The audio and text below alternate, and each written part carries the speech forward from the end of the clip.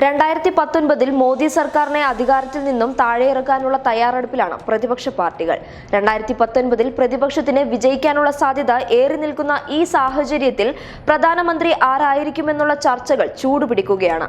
MK Stalin തുടക്കമിട്ട ഈ ചർച്ച ഇപ്പോൾ ദേശീയ രാഷ്ട്രീയ രംഗത്ത് തന്നെ മുറുകുകയാണ്. എന്നാൽ രാഹുൽ ഗാന്ധിയെ പ്രധാനമന്ത്രി കസേരയിലിരുത്താൻ പലർക്കും അത്ര താല്പര്യമില്ല എന്നുള്ള വാർത്തകളാണ് പുറത്തുവരുന്നത്.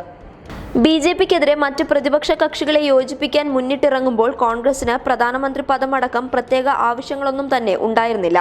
മാത്രമല്ല, മോദി സർക്കാരിനെ താഴെയിറക്കാൻ എന്ത് വിട്ടുവീഴ്ചയ്ക്കും തയ്യാറാണെന്നതും കോൺഗ്രസ് തുറന്നു പറഞ്ഞിരുന്നു. പാർട്ടിയുടെ ദയനീയ അവസ്ഥയിൽ പ്രധാനമന്ത്രിയാവുക എന്നതല്ല മുഖ്യമെന്നും കോൺഗ്രസ് തിരിച്ചറിയുന്നു. ഇതോടെ മമതാ ബാനർജിയുടെയും മായാവതിയുടെയും ശരത് പവാറിന്റെയും അടക്കം പ്രധാനമന്ത്രി മോഹങ്ങൾക്ക് ചിറക് വിരിച്ചിരിക്കുകയാണ്. പ്രതിപക്ഷ ഐക്യം വിജയിക്കുകയാണെങ്കിൽ പ്രധാനമന്ത്രി രാഹുൽ ഗാന്ധി തന്നെ എന്ന് അഭിപ്രായമുണ്ട്. എന്നാൽ മമതാ ബാനർജി അടക്കമുള്ള നേതാക്കൾക്ക് ഇതിൽ അസംതൃപ്തിയുണ്ട്.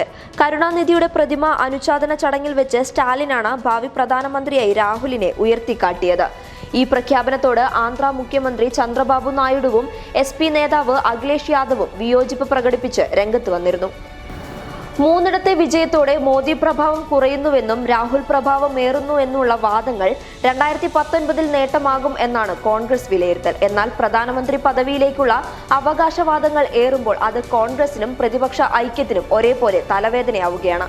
News desk public Kerala.